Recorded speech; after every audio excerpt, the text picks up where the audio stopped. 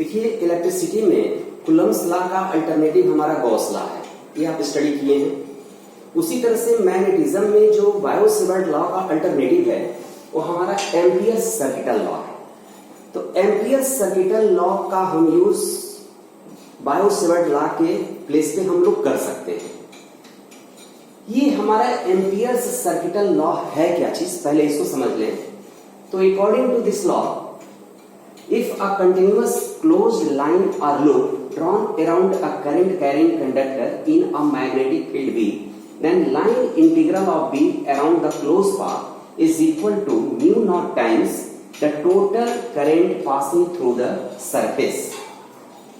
देखिए क्या मतलब है, मतलब ये है कि किसी मैग्नेटिक फील्ड में अगर आप कोई क्लोज सरफेस या क्लोज बाउंड्री अगर आप कंसीडर कर रहे हैं और उस क्लोज बाउंड्री के लिए line integral of magnetic field, line integral of B, उस पूरे क्लोज बाउंड्री के लिए line integral of magnetic field को अगर आप कैलकुलेट कर रहे हैं तो इसकी वैल्यू मतलब आपका फॉर एंटायर क्लोज पाथ और क्लोज लूप, ये हमारा line integral of B dot D L, इसकी value mu naught times into I. ये mu naught times the total current passing through the surface, mu naught times I. तो यहां पर I जो है वो हमारा net current threading the loop है। ध्यान दीजिए, net current threading the loop है। इसको हम लोग समझने के लिए एक एग्जांपल लेते हैं। सपोज दैट ये हमारा मैग्नेटिक फील्ड है, ये प्लेन मैग्नेटिक फील्ड यहां है। यहां पर एक हम क्लोज लूप हम यहां पर कंसीडर कर रहे हैं, क्लोज लूप कंसीडर कर रहे हैं मैग्नेटिक फील्ड में, और कोई करंट जो है ये पास हो रही है इस लूप से। तो इस लूप से करंट पास हो रही है, तो ये हमारा एम्पियर सर्किटल लॉ ये कह रहा है कि इस लूप के small element DL, line element DL और मैग्नेटिक फील्ड के लिए बी डॉट डीएल अगर हम ये कैलकुलेट करें और इस तरह से सारे एलिमेंट के लिए बी डॉट डीएल कैलकुलेट करके सबको ऐड कर दें, वही है हमारा line integral B dot DL. ठीक है, सबको हम ऐड कर दें तो इसकी value net current threading the loop और म्यू नॉट के प्रोडक्ट के इक्वल होगा। तो net current threading the loop का मतलब कि कितनी करंट इस लूप से पास हो रही है। सपोज दैट आई करंट इससे पास हो रही है, तो ये जो आपका लाइन इंटीग्रल है वो म्यू नॉट इंटू आई के इक्वल होगा। अब बात को फिर से समझिए, बढ़िया से समझिए कि अगर कोई क्लोज लूप, कंटिन्यूअस जो है क्लोज लूप अगर हम कंसीडर करते हैं तो इसके लिए line integral of magnetic field अगर इसको कैलकुलेट करें इस पूरे लूप के लिए, तो इसकी value mu naught times net current threading the loop है। अब यहां पर देखिए, अगर मान लीजिए कि यहां पर अगर एक से अधिक करंट हमारे हैं, मोर देन वन करंट्स हैं, कोई करंट इनवर्ड है, कोई करंट आउटवर्ड है, तो यहां पर एक हम साइन कन्वेंशन फॉलो करते हैं। नेट करंट को फाइंड आउट करने के लिए या इसको हम यूज करने के लिए हम एक साइन कन्वेंशन फॉलो करते हैं। साइन कन्वेंशन हमारा ये है राइट हैंड रूल। ये हमारे कर्ल जो हमारे फिंगर्स हैं, ठीक है, वो अगर हमारे लाइन इंटीग्रल के डायरेक्शन में अगर हम पुट करते हैं तो जो थंब का हमारा डायरेक्शन होगा वो पॉजिटिव करंट के डायरेक्शन को रिप्रेजेंट करेगा। यानी थंब पॉजिटिव करंट है और इसका अपोजिट नेगेटिव करंट है। तो लाइन इंटीग्रल अगर आप एंटी क्लॉकवाइज डायरेक्शन में कंसीडर कर रहे हैं तो जो आउटगोइंग करंट है, ये जो इस प्लेन के लिए आउटगोइंग जो करंट है वो पॉजिटिव होगा और जो हमारा इनसाइड जो करंट पास हो रही है वो हमारा जो है इनवर्ट जो करंट है वो हमारा नेगेटिव होगा। तो यहां पर थंब का डायरेक्शन ये पॉजिटिव करंट के डायरेक्शन को रिप्रेजेंट करता है। इस बात को आप बढ़िया समझिए। तो यहां पर एंटी क्लॉकवाइज डायरेक्शन में अगर लाइन इंटीग्रल अगर हम सपोज करें तो इस तरह से जो आप कंटिन्यूअस क्लोज लाइन लूप आप जो कंसीडर कर रहे हैं इसको हम लोग एम्पीरियन लूप कहते हैं, इसको हम लोग एम्पीरियन लूप कहेंगे।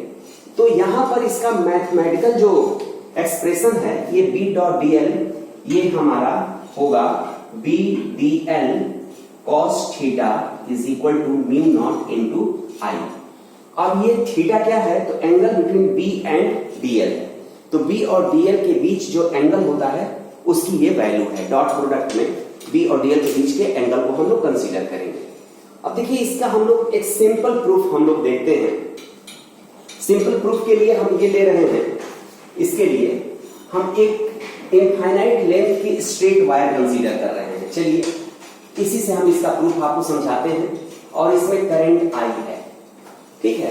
तो एक चीज देखिए, यहां से आर डिस्टेंस पर अगर कोई पॉइंट है मिडिल रीजन में, तो इस पॉइंट पर मैग्नेटिक फील्ड इंडक्शन आपको पता है, आप बायो-सेवर्ट लॉ से आप लोग फाइंड आउट कर चुके हैं। इसकी वैल्यू होती है, मैं यहां नोट कर दे रहा हूं, B is equal to mu naught upon 4 pi 2I by R. ये आप निकाल चुके हैं।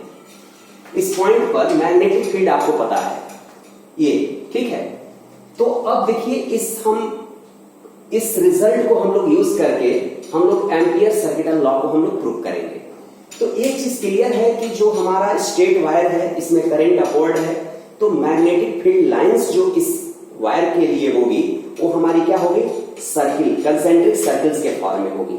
इस वायर के लिए मैग्नेटिक फील्ड लाइंस जो हमारी होगी वो कंसेंट्रिक सर्कल्स के फॉर्म में होगी, ठीक है। और वो जो है अगर हम अप साइड से अगर हम स्टडी कर रहे हैं, देख रहे हैं, तो ये एंटी क्लॉकवाइज डायरेक्शन में होगा, ठीक है। तो ये हमारा कंसेंट्रिक सर्कल्स होंगे। तो कंसेंट्रिक सर्कल्स जो होंगे, तो सर्किल के किसी भी पॉइंट पर मैग्नेटिक फील्ड इंडक्शन जो होगा वो हमारा कांस्टेंट होगा, वो सेम होगा ड्यू टू सिमेट्री, क्योंकि वो सारे पॉइंट्स हमारे इस वायर से इक्वल डिस्टेंस हैं।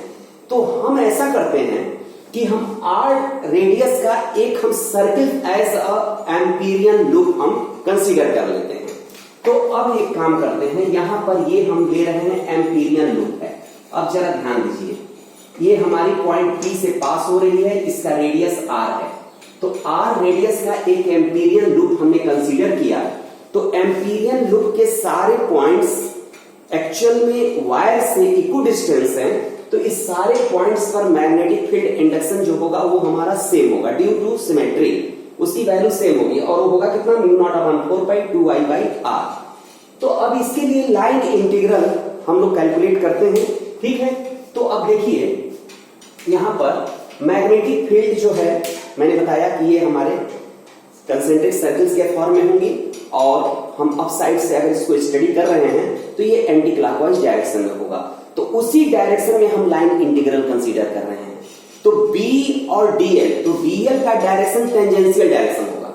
सर्किल के किसी पॉइंट पर जो टेंजेंशियल डायरेक्शन होगा वो B का डायरेक्शन है, और वही DL का डायरेक्शन है। तो B और DL ये हमारे एम्पीरियन लूप, अगर हम सर्किल ले रहे हैं तो यहां पर B और DL दोनों हमारे यूनि डायरेक्शनल होंगे।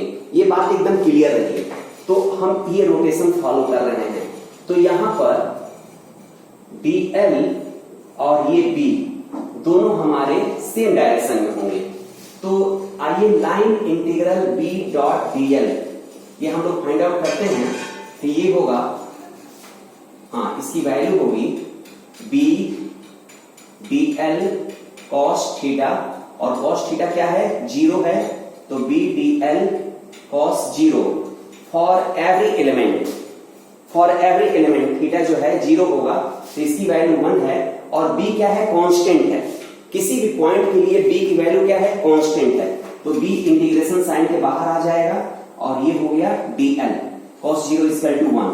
तो ये हो गया B इंटू और DL for entire Amperian loop, और ये इसका क्या है, सर्कमफियरेंस है। तो ये हमारा है 2 पाई R।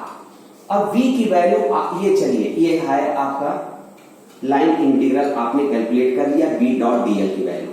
चलिए इक्वेशन फर्स्ट। अब देखिए, since B is equal to mu naught upon 4 pi into 2I by R, ये हम फार्मूला यूज कर रहे हैं।